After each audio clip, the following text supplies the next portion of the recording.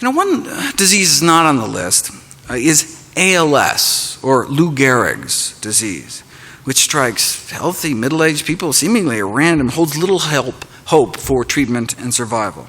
Although mental capacities stay intact, ALS paralyzes people, and most patients die within 3 years when they can no longer breathe or swallow.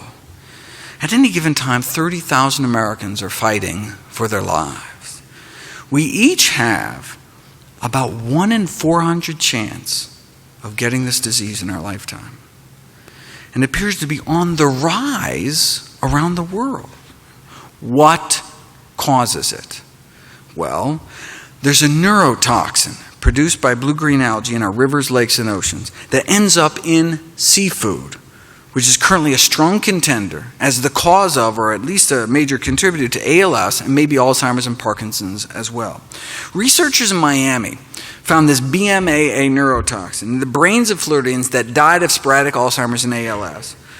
Significant levels in 49 out of the 50 samples from Alzheimer's and ALS patients. Same thing was found up in the Pacific Northwest and in the brains of those dying from Parkinson's disease. You can also apparently pick up more of this neurotoxin in the hair of live ALS patients compared to controls. So is this neurotoxin present in Florida seafood? Yes, in both freshwater fish, shellfish, oysters, bass, etc., and out into the bay.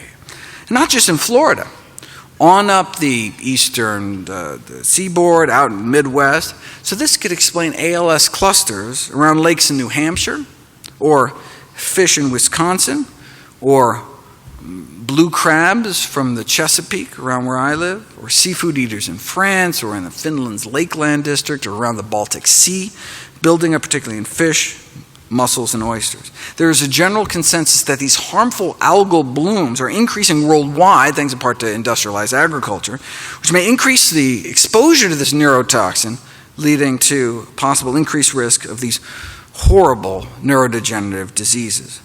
With substantial and ever-growing evidence that this neurotoxin does play a role in the onset and progression of neurodegenerative diseases, the most important question is, what activity does BMAA exert? No, it's not. The most important question is, how do we reduce our exposure? We know the presence of this neurotoxin in aquatic food chains could be a significant human health hazard, so until more is known, it may be prudent to reduce our risk by limiting exposure to BMAA in the human diet. Now, there are neurotoxins in the dairy supply too, which may explain the link between milk consumption and Parkinson's. High levels of organochlorine pesticide residues are found in milk and the brains of Parkinson's patients. And other pollutants like tetrahydroisoquinoline, which is actually what scientists use to try to induce the disease in primates found in the milk supply, particularly cheese.